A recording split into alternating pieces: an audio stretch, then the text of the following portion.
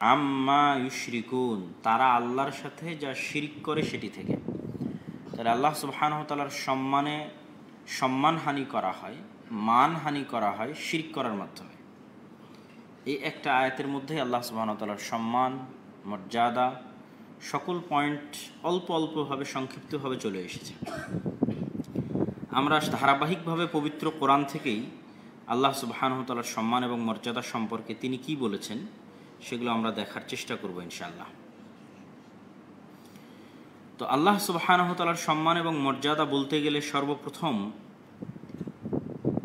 আল্লাহ সুবহানাহু ওয়া তাআলার সব জায়গাতেই তিনি তার শক্তি, ক্ষমতা, নিদর্শন এগুলোই তুলে ধরেছেন এবং এগুলো বিভিন্নভাবে বিভিন্ন আঙ্গিকে তুলে ধরেছেন।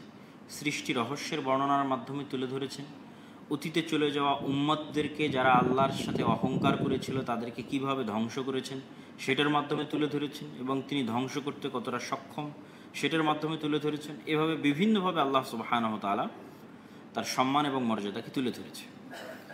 এবং নূহ আলাইহিস সালাতু ওয়াস সালামের সাথে সম্পৃক্ত একটি আয়াতে আল্লাহ সুবহানাহু ওয়া তাআলা বলেন, মা লাকুম লা তারজুনা লিল্লাহি ওয়াকারা। নূহ আলাইহিস সালাম তার কওমকে বলছেন, তোমাদের কি হলো যে তোমরা মহান আল্লাহ সুবহানাহু ওয়া তাআলার সঠিক সম্মানটা, ন্যায্য সম্মানটা তোমরা দিচ্ছ না, তোমাদের কি হলো?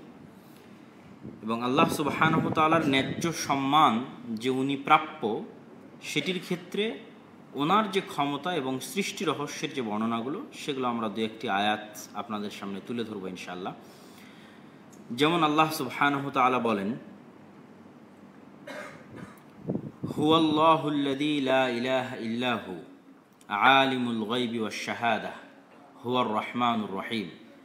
হুয়াল্লাহুল্লাযী লা ইলাহা ইল্লাহু আল মালিকুল কুদ্দুসুস সালামুল মুমিনুল মুহাইমিনুল আজিজুল জাব্বারুল মুতাকাব্বির সুবহানাল্লাহি আম্মা ইউশরিকুন।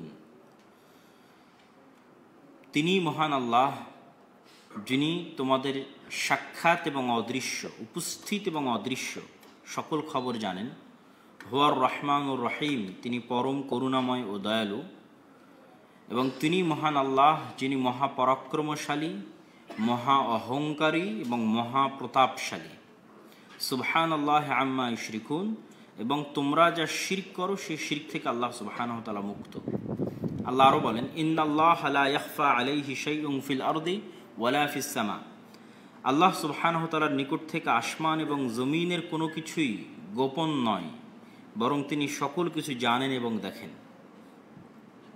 আল্লাহ সুবহানাহু ওয়া তাআলা আরও বলেন, ওয়া ইন ইয়ামসাসকাল্লাহু বিদুররিন ফালা কাশিফা লাহু ইল্লা হু ওয়া ইন ইউরিদকা বিখাইরিন ফালা রাদ্দা লিফাজলিহি ইউসিবু বিহি মান ইয়াশা। যদি তোমাদের কাউকে কোনো অকল্যাণ, কোনো কষ্ট স্পর্শ করে, ফালা কাশিফা লাহু ইল্লা হু, তাহলে সেই কষ্ট এবং সে অকল্যাণ দূর করার ক্ষমতা পৃথিবীতে কারো নাই আল্লাহ সুবহানাহু ওয়া তাআলা ব্যতীত। ওয়া ইন ইউরিদকা বিখাইরিন, আর আল্লাহ সুবহানাহু ওয়া তাআলা যদি কারো কল্যাণ চায়, ফালা রাদ্দা লিফাজলিহি, তাহলে পৃথিবীতে কারো ক্ষমতা নাই যে আল্লাহ সুবহানাহু ওয়া তাআলা তার যেই বান্দার কল্যাণ চাচ্ছেন সেই কল্যাণটাকে বাধা দিতে পারে। মা ইফতাহুল্লাহু লিন-নাসি মির রাহমাতিন ফালা মুমসিকা লাহ ওয়া মা ইউমসিকু ফালা মুরসিলা লাহ। আল্লাহ তার কোনো রহমত যদি কোনো বান্দাকে পৌঁছাতে চান তাহলে সেটি আটকিয়ে দিবে এরকম কোনো সত্তা পৃথিবীতে নাই। আর আল্লাহ যদি তার রহমত আটকিয়ে দেন, ফালা মুরসিলা, তাহলে সেটি ওই বান্দার কাছে পৌঁছিয়ে দিবে এরকম কোনো সত্তা পৃথিবীতে নাই। ওয়া হুয়াল আজিজুল হাকিম, আর তিনি মহাপরাক্রমশালী এবং মহাপ্রজ্ঞাময়। আল্লাহ সুবহানাহু ওয়া তাআলা নিজেই নিজের বহু জায়গায় প্রশংসা করেছেন এবং নিজের বড়ত্ব এবং মহত্ব বর্ণনা করেছেন। যেমন তিনি কোরআনের বহু সূরায় বলেছেন, আলহামদুলিল্লাহিল্লাযী আনজালা আলা আবদিহিল কিতাব। প্রশংসা আল্লাহর, যিনি তার বান্দার উপর কিতাব অবতীর্ণ করেছে। আলহামদুলিল্লাহিল্লাযী লাম ইয়াত্তাখিয ওয়ালাদা ওয়া লাম ইয়াকুন লাহু শারীক ফিল মুলক। প্রশংসা আল্লাহর, যিনি কোনো সন্তান গ্রহণ করেননি এবং যার কোনো শরীক নাই, যার রাজত্বে, যার ক্ষমতায় কোনো শরীক নাই। ওয়া লাম ইয়াকুন লাহু ওয়ালিয়্যুম মিনাদ-দুল্লি ওয়া কাব্বিরহু তাকবীরা।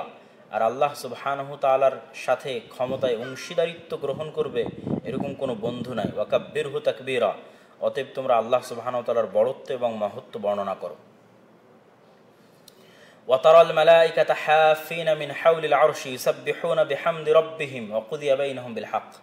আল্লাহর বড়ত্ব এবং মহত্বের আরেকটি বড় নিদর্শন হচ্ছে এই যে বিশাল আসমান এবং জমিন, এই বিশাল আসমান এবং জমিনের প্রত্যেকটা জায়গায়, বিশেষ করে আসমানের এমন কোনো বিঘত জায়গা খালি নাই যেখানে একজন ফেরেশতা আল্লাহ সুবহানাহু ওয়া তাআলার তাসবিহ পাঠরত অবস্থায়, সিজদারত এবং রুকুরত অবস্থায় নাই।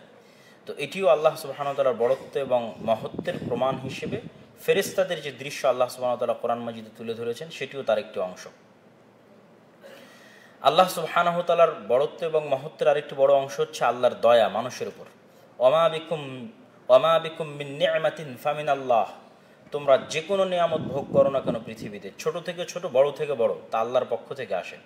ওয়া ইন তাউদ্দু নি'মাতাল্লাহ লা তুহসুহা, তোমরা যদি আল্লাহ সুবহানাহু ওয়া তাআলার নিয়ামত গণনা করতে যাও তাহলে তোমরা কখনোই সেটি গণনা করে শেষ করতে পারবে না।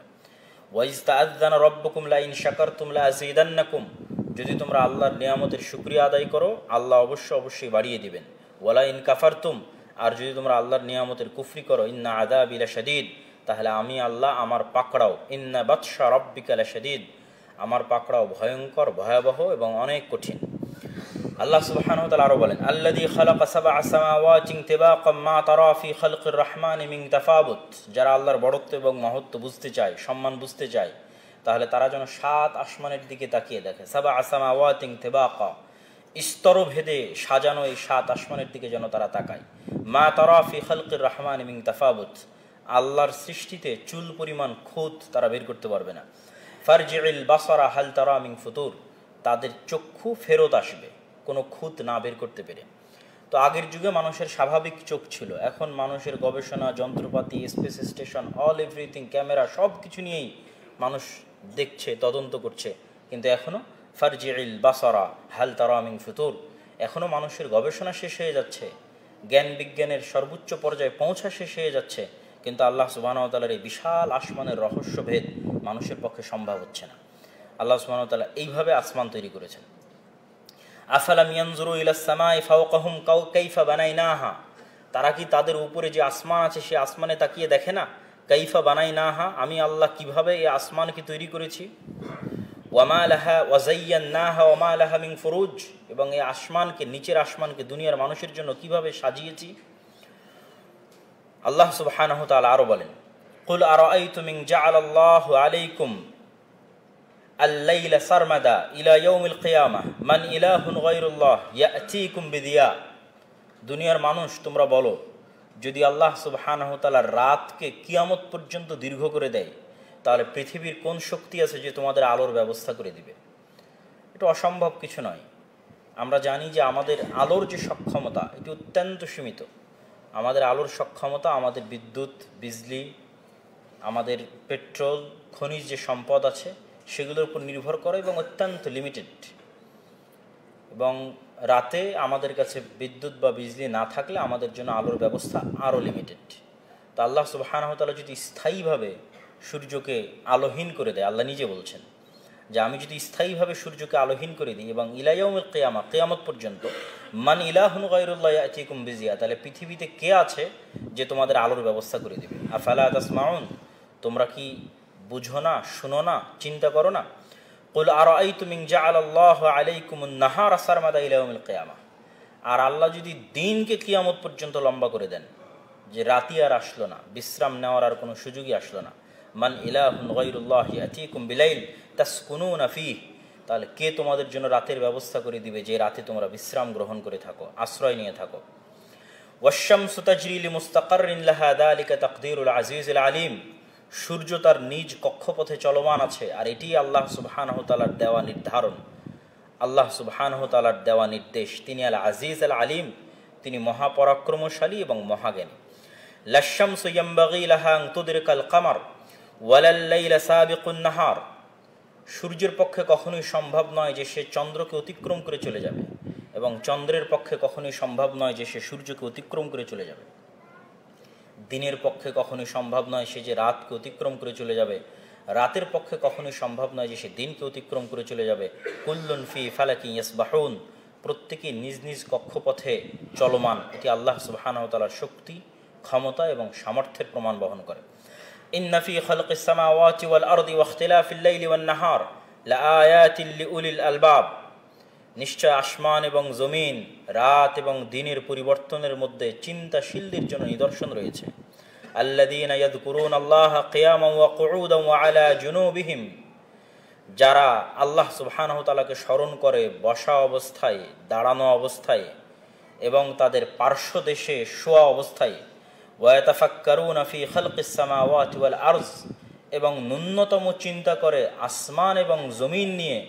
তখন তারা বলতে বাধ্য হয়, রব্বানা মা খালাকতা হাযা বাতিলা, হে আল্লাহ, এই মহা সৃষ্টি আপনি অযথা অনর্থক সৃষ্টি করেননি। ফাকিনা আযাবান নার, অতএব আমাদেরকে জাহান্নামের আগুন থেকে বাঁচান। সম্মানিত উপস্থিতি, আল্লাহ সুবহানাহু ওয়া তাআলা তার এরকম সৃষ্টি রহস্যের বর্ণনা অসংখ্য এবং অগণিত পবিত্র কোরআন পরিপূর্ণ হয়ে আছে। এটা আল্লাহ সুবহানাহু ওয়া তাআলার একটা সক্ষমতা এবং ক্ষমতা। তো যেহেতু আসমান কেন্দ্রিক আল্লাহ সুবহানাহু ওয়া তাআলা বিশে আয়াতে আসমান এবং জমিন কেন্দ্রিক বলেছে, সেহেতু এটি সম্পর্কে আমাদের ছোট্ট একটি তথ্য, সেটি হচ্ছে রাসূলুল্লাহ সাল্লাল্লাহু আলাইহি ওয়াসাল্লামের হাদিস অনুযায়ী এক আসমান থেকে আর এক আসমানের দূরত্ব হচ্ছে 500 বছরের পথ। এবং এই 500 বছরের পথ পৃথিবীতে হয়তো গতিশীল সর্বোচ্চ কিছু যখন সৃষ্টি হবে তখনকারও 500 বছর। এই জন্য যে এখনকার মানুষের কাছে গতিশীল সর্বোচ্চ যা সৃষ্টি হয়েছে তা দিয়ে হাজার লক্ষ কোটি বছরও মানুষের পক্ষে নির্ধারণ করা সম্ভব নয় যে এই জমিন থেকে প্রথম আসমান কত দূরে।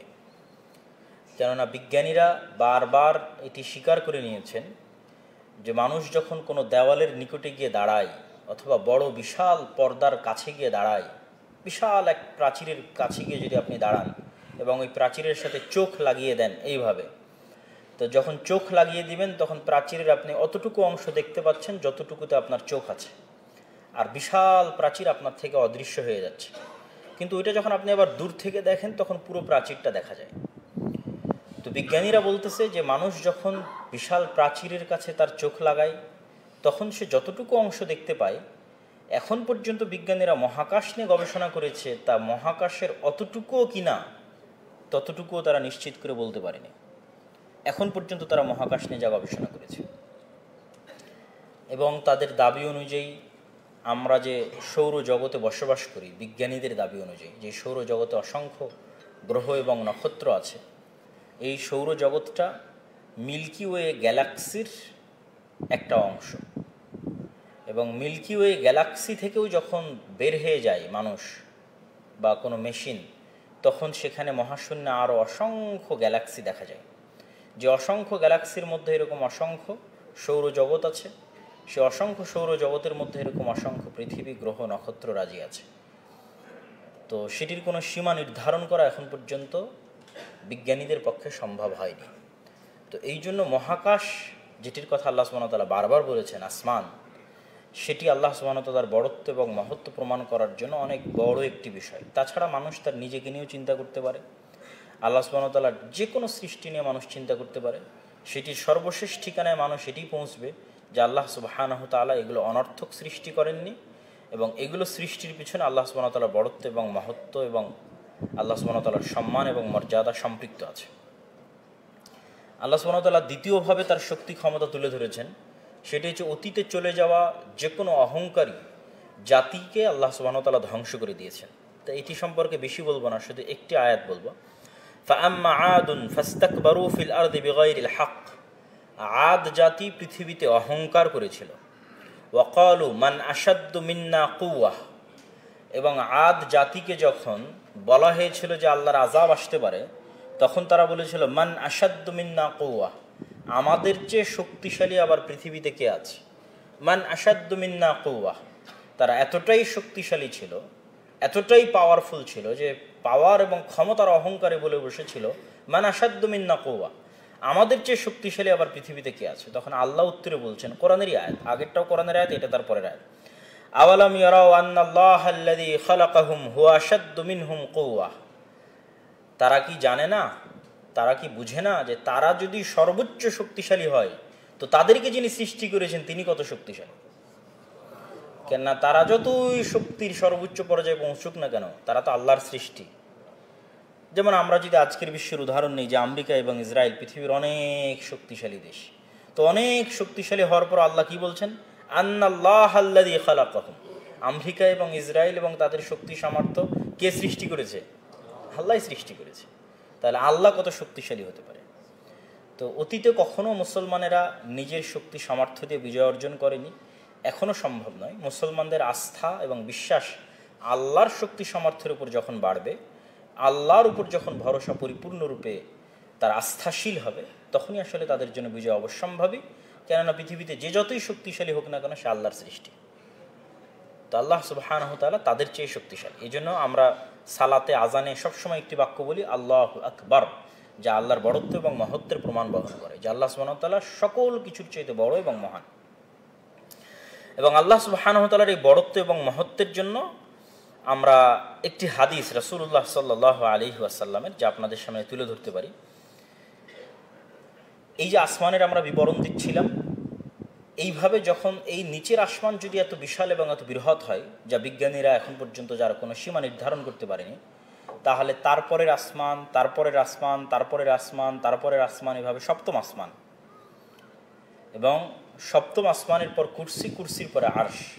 তো রাসূলুল্লাহ সাল্লাল্লাহু আলাইহি ওয়াসাল্লাম বলছেন, কুরসির সাথে সপ্তম আসমানের তুলনা বিশাল মরুভূমির মধ্যে পড়ে থাকা এক টুকরো আংটির মতো। সমগ্র 7 আসমানের সাথে, 7 আসমান এবং 7 জমিনের সাথে কুরসির তুলনা বিশাল মরুভূমির মধ্যে যদি একটা আংটি ফেলে দেওয়া হয়, তাহলে এই আংটিটা হলো 7 আসমান আর 7 জমিন, আর ওই বিশাল মরুভূমিটা হচ্ছে কুরসি। আর কুরসির সাথে আরশের তুলনা ঠিক একই রকম। বিশাল মরুভূমির মধ্যে যদি একটি আংটি ফেলে দেওয়া হয়, তাহলে সেই আংটিটা হচ্ছে এই কুরসি, আর ওই বিশাল মরুভূমি হচ্ছে আল্লাহ সুবহানাহু ওয়া তাআলার আরশ। তাহলে তো মানুষ নিম্নের আসমানেরই মানুষ বিশালতা, মহত্ব এবং বড়ত্ব নির্ধারণ করতে পারেনি। তাহলে রাসূলুল্লাহ সাল্লাল্লাহু আলাইহি ওয়াসাল্লামের এই হাদিসের আলোকে আল্লাহ সুবহানাহু ওয়া তাআলা কত মহান, কত শক্তিশালী, এবং আল্লাহ সুবহানাহু ওয়া তাআলার বড়ত্ব এবং মহত্ব কত বিশাল।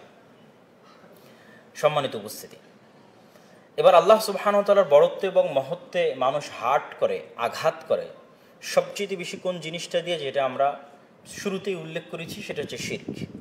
এবং এটা আল্লাহ সুবহানাহু ওয়া তাআলার মানহানিকর কতটা, তার উদাহরণ হিসেবে আমরা দু একটি আয়াত আপনাদের সামনে তুলে ধরি। আল্লাহ সুবহানাহু ওয়া তাআলা বলছেন, তাকাদুস সামাওয়াতু ইয়াতাফাত্তারনা, যে আসমান যেন ফেটে চৌচির হয়ে যাচ্ছে। তাকাদুস সামাওয়াতু ইয়াতাফাত্তারনা মিন, আসমান যেন ফেটে চৌচির হয়ে যাচ্ছে।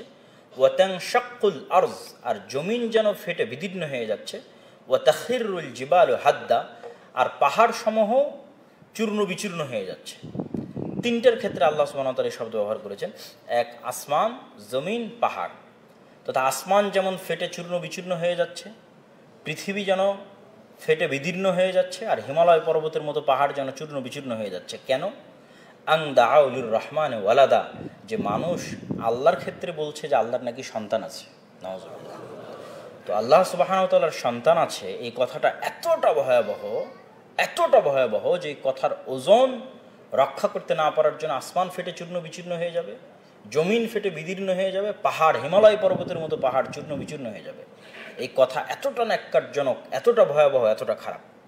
ওয়ামা ইয়ামবাগি লির রহমানি আন ইয়াত্তাখিযা ওয়ালাদা, আর রহমানের সম্মানে এটি কখনোই যায় না যে রহমান সন্তান গ্রহণ করবেন, বরং মান ফিস সামাওয়াতি ওয়াল আরজ, আসমান এবং জমিনে যা কিছু আছে, কিয়ামতের মাঠে আল্লাহ সুবহানাহু ওয়া তাআলার সামনে তার বান্দা হিসেবে উপস্থিত হবে। এইটা ব্যতীত আর কোনো পরিচয় কারো নাই। তথা কেউ বলবে অমুক আল্লাহর সন্তান, অমুক অমুক, এটার কোনো পরিচয় নাই। সে যেই হোক, কিয়ামতের মাঠে সে আল্লাহ সুবহানাহু ওয়া তাআলার সামনে উপস্থিত হবে কি হিসেবে? আল্লাহ সুবহানাহু ওয়া তাআলার দাস, আল্লাহ সুবহানাহু ওয়া তাআলার বান্দা হিসেবে। এবং আল্লাহ সুবহানাহু ওয়া তাআলা সূরা ইখলাসের মধ্যে তার বড়ত্ব এবং মহত্বের যে পবিত্রতার জায়গা, তার সম্মানের যে পবিত্রতার জায়গাটা, সেটি স্পষ্ট করেছেন।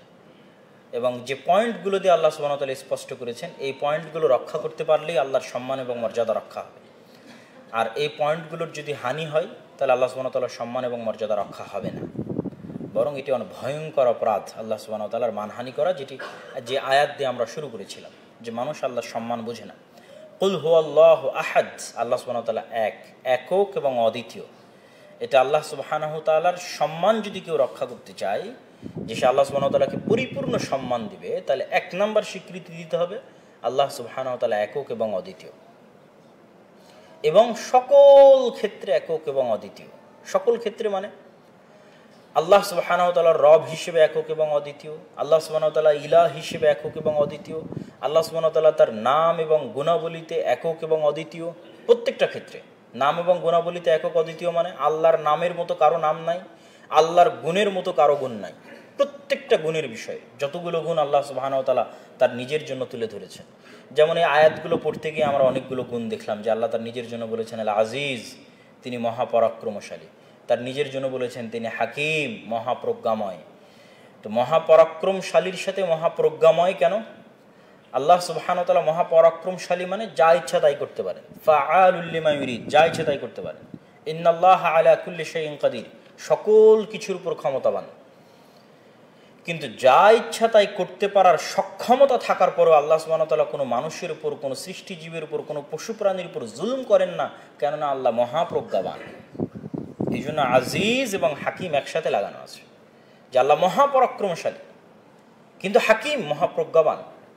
মহাপ্রজ্ঞাবান এবং মহাপরাক্রমশালী যখন একসাথে হয় তখন আল্লাহর ক্ষমতা আছে, কিন্তু আল্লাহ সুবহানাহু ওয়া তাআলা কারো উপর জুলুম করেন না, তিনি ন্যায়পরায়ণ।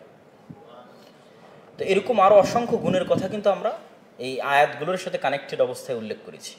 তো তাহলে কি বোঝা যাচ্ছে? কুল হুয়াল্লাহু আহাদ, আল্লাহ একক এবং অদ্বিতীয়, রব হিসেবে, ইলাহ হিসেবে, নাম এবং গুণাবলীতে। ইলাহ হিসেবে একক অদ্বিতীয়, রব হিসেবে একক অদ্বিতীয়, এই দুইটার ব্যাখ্যা কি?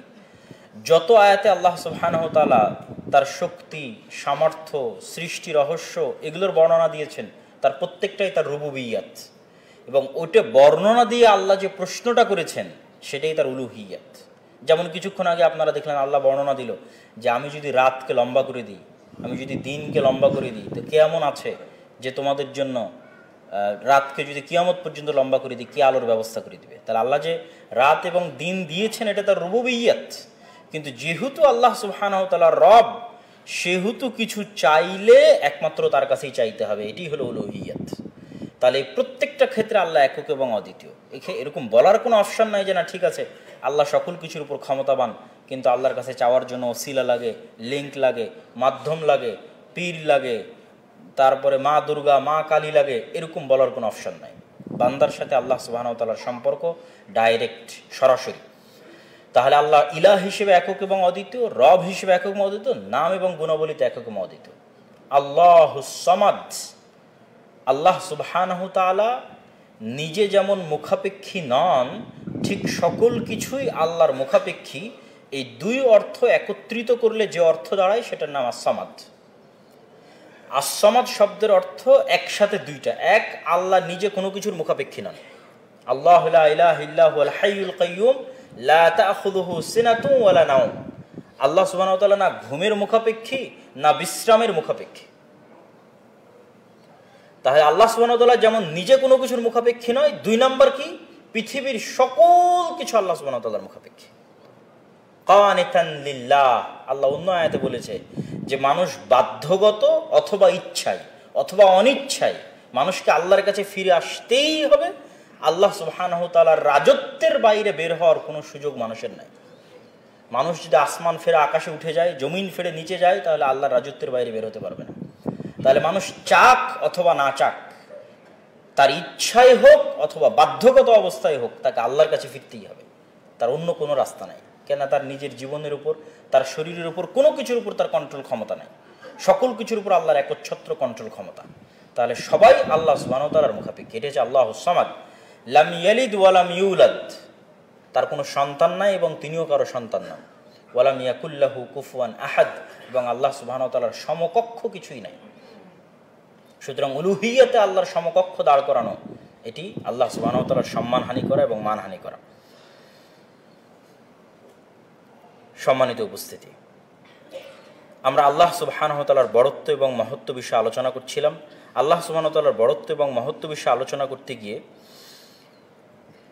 আল্লাহ সুবহানাহু ওয়া তাআলার নাম, গুণাবলী, আল্লাহ সুবহানাহু ওয়া তাআলার রহমত, বরকত, এগুলো সব আমরা আলোচনা করেছি। তবে সরাসরি আল্লাহ সুবহানাহু ওয়া তাআলা নিজে তার বড়ত্ব এবং মহত্ব সম্পর্কে একটি কথা রাসূলুল্লাহ সাল্লাল্লাহু আলাইহি ওয়াসাল্লাম হাদিসে উল্লেখ করেছেন। সেই হাদিসটি আমি আপনাদের সামনে তুলে ধরতে চাই। দুইটি হাদিস এ বিষয়ে আপনাদের সামনে তুলে ধরবো ইনশাআল্লাহ। একটি হচ্ছে আল্লাহ সুবহানাহু ওয়া তাআলা বলেন, আল কিবরিয়াউ রিদাই, অহংকার হচ্ছে আমার চাদর, ওয়াল আযামাতু ইজারি, আর আমার সম্মান এবং আমার মর্যাদা হচ্ছে তোমরা যে পরনে যে জিনিস পরে থাকো সেই পরন। ফামান নাযাআনি, কোনো মানুষ যদি লুঙ্গি পরে থাকে, পরিধানরত অবস্থায় থাকে, আর আপনি যদি তার লুঙ্গিটা টেনে খুলে নেন, তাহলে সে কতটা বিব্রতকর অবস্থায় পড়তে পারে, কতটা মানহানিকর অবস্থায় পড়তে পারে। আর কোনো মানুষের যদি জামা খুলে নেওয়া হয় জোরপূর্বক, তাহলে সে কতটা মানহানিকর অবস্থায় পড়তে পারে। তো আল্লাহ সুবহানাহু ওয়া তাআলা মানুষের বুঝার সুবিধার্থে উদাহরণগুলো দেন, যাতে মানুষ ক্যাচ করতে পারে এই জন্য। কিন্তু এগুলোর সাথে আল্লাহ সুবহানাহু ওয়া তাআলার সমকক্ষতা দাঁড় করানোর প্রয়োজন নাই, বরং ফিল করতে হবে যে আল্লাহ সুবহানাহু ওয়া তাআলা কী বুঝাতে চাচ্ছেন। আল্লাহ সুবহানাহু ওয়া তাআলা বুঝাতে চাচ্ছেন যে আল কিবরিয়াউ রিদাই, অহংকার আমার চাদর, ওয়াল আযামাতু ইজারি, আমার সম্মান আমার মর্যাদা তোমাদের পরনের যারা প্যান্ট লুঙ্গি পরে আছে সেটির মতো। ফামান নাযাআনি ওয়াহিদান, কেউ যদি এই দুটির কোনো একটি নিয়ে টানা হেঁচড়া করে, কাযাফতুহু ফিন্নার, তাহলে আমি আল্লাহ তাকে জাহান্নামে নিক্ষেপ করতে বাধ্য হব। তাহলে ওই যে আল্লাহ সুবহানাহু ওয়া তাআলার সম্মান মর্যাদা, আল্লাহ সুবহানাহু ওয়া তাআলার অহংকার, সেটির বিষয় কতটা ভয়ঙ্কর এবং কতটা ভয়াবহ সেটি বোঝার জন্য আমি এই হাদিসটি রাসূলুল্লাহ সাল্লাল্লাহু আলাইহি ওয়াসাল্লামের এই হাদিসটি আপনাদের সামনে তুলে ধরলাম। আরেকটি হাদিস রাসূল সাল্লাল্লাহু আলাইহি ওয়াসাল্লামের তুলে ধরি, ইস্তাহিয়ু মিনাল্লাহ হাক্কাল হায়া, তোমরা আল্লাহকে ভালো মতো লজ্জা পাও। মান ইস্তাহিয়া মিনাল্লাহ হাক্কাল হায়া, যে ব্যক্তি সত্যিকারভাবে আল্লাহকে লজ্জা পায়, ফালইয়াহফাজির রাসা ওয়া মা ওয়া, সে যেন তার মাথাকে পরিষ্কার রাখে। ওয়াল ইয়াহফাজিল বাতান ওয়া মা হাওয়া, তার পেটকে পরিষ্কার রাখে। ওয়াল ইয়াযকুরিল মাউতা, এবং মৃত্যুকে যেন স্মরণ করে। ওয়ামান আরাদাল আখিরাহ তারাকা জিনাতাল হায়াতাদ দুনিয়া ফামান ফাআলা যালিকা ফাকাদ ইস্তাহিয়া মিনাল্লাহি হাক্কাল হায়া, যে এই কাজগুলি করতে পারলো সে প্রকৃত অর্থে আল্লাহ সুবহানাহু ওয়া তাআলার থেকে নিজেকে লজ্জা পেল। আল্লাহর সম্মান, আল্লাহর মর্যাদা, আল্লাহর বড়ত্ব এবং আল্লাহর মহত্বর সামনে সে লজ্জাবোধ করল। আল্লাহ সুবহানাহু ওয়া তাআলার বড়ত্ব এবং মহত্বর সাথে সম্পৃক্ত আরও দুটি বিষয়, সেটি হচ্ছে আমরা যেমন আল্লাহু আকবার বলার মাধ্যমে আল্লাহর বড়ত্ব এবং মহত্ব ঘোষণা করি, ঠিক রুকু এবং সিজদায় স্পেশালি কোনো দোয়া আসলে আমাদের শেখানো নাই। রুকু এবং সিজদায় আমরা শুধু আল্লাহর বড়ত্ব এবং মহত্ব বর্ণনা করি। সুবহানা রব্বিয়াল আযীম, মহাপবিত্র মহান আল্লাহ সুবহানাহু ওয়া তাআলা, তিনি অতি মহান এবং অতি পবিত্র। সুবহানা রব্বিয়াল আ'লা, মহান আল্লাহ সুবহানাহু ওয়া তাআলা অতি পবিত্র এবং অতি মহান। তো সিজদা এবং রুকুতে রাসূলুল্লাহ সাল্লাল্লাহু আলাইহি ওয়াসাল্লামের যে সুন্নাত দোয়া, সেই দোয়ার মধ্যে কিন্তু আল্লাহ সুবহানাহু ওয়া তাআলার কাছে কিছু চাওয়া নাই, বরং আল্লাহ সুবহানাহু ওয়া তাআলার বড়ত্ব এবং মহত্ব বর্ণনা করা আছে।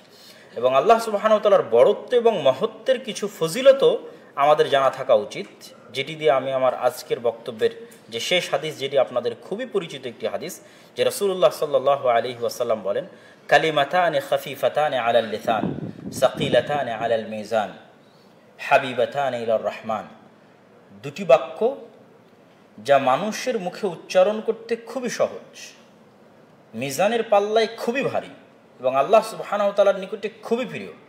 সুবহানাল্লাহি বিহামদিহি সুবহানাল্লাহিল আযীম।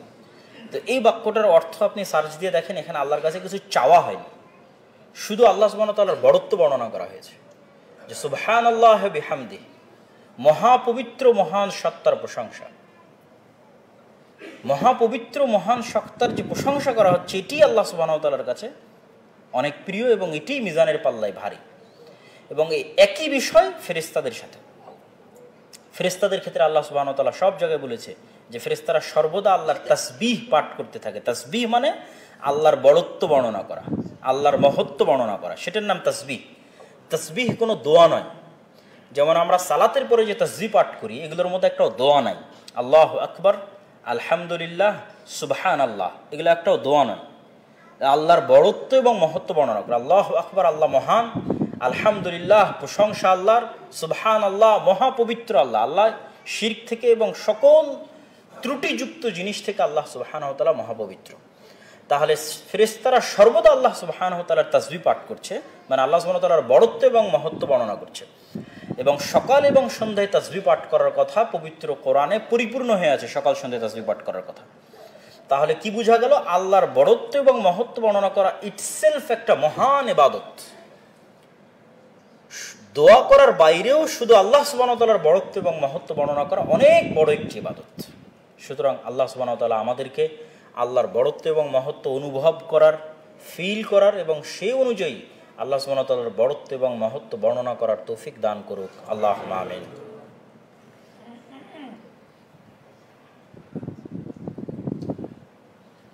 আলহামদুলিল্লাহ ওয়াহদাহু ওয়াসসালাতু ওয়াসসালামু আলা মান লা নাবিয়্যা বা'দাহু। ইয়া আইয়ুহাল্লাযীনা আমানু সাল্লু আলাইহি ওয়া সাল্লিমু তাসলিমা। আল্লাহুম্মা সাল্লি আলা মুহাম্মাদ ওয়া আলা আলি মুহাম্মাদ কামা সাল্লাইতা আলা ইব্রাহিম ওয়া আলা আলি ইব্রাহিম ইন্নাকা হামিদুম মাজিদ। আল্লাহুম্মা বারিক আলা মুহাম্মাদ ওয়া আলা আলি মুহাম্মাদ কামা বারাকতা আলা ইব্রাহিম وعلى آل إبراهيم إنك حميد مجيد. ربنا ظلمنا أنفسنا وإن لم تغفر لنا وترحمنا لنكونن من الخاسرين. ربنا ظلمنا أنفسنا وإن لم تغفر لنا وترحمنا لنكونن من الخاسرين. ربنا ظلمنا أنفسنا وإن لم تغفر لنا وترحمنا لنكونن من الخاسرين. ربنا آتنا في الدنيا حسنة وفي الآخرة حسنة وقنا عذاب النار. ربنا آتنا في الدنيا حسنة وفي الآخرة حسنة وقنا عذاب النار. ربنا آتنا في الدنيا حسنة وفي الآخرة حسنة وقنا عذاب النار. رب ارحمهما كما ربياني صغيرا. رب ارحمهما كما ربياني صغيرا. رب ارحمهما كما ربياني صغيرا. اللهم انصر المسلمين المظلومين المؤمنين المجاهدين في فلسطين. اللهم انصر المؤمنين المسلمين المظلومين المجاهدين في فلسطين. اللهم انصر المؤمنين المسلمين المظلومين المجاهدين في فلسطين. اللهم اخذل اليهود والنصارى والكفرة والمشركين. اللهم اخذل اليهود والنصارى والكفرة والمشركين. اللهم اخذل اليهود والنصارى والكفرة والمشركين. اللهم احفظ بلادنا وبلاد سائر المسلمين. اللهم احفظ بلادنا من كيد الكائدين ومكر الماكرين. اللهم اشف مرضانا ومرضى جميع المسلمين. اللهم اشف مرضانا ومرضى جميع المسلمين. اللهم ارحم موتانا وموتى جميع المسلمين. اللهم ارحم موتانا وموتى جميع المسلمين. سبحان ربك رب العزة عما يصفون وسلام على المرسلين والحمد لله رب العالمين.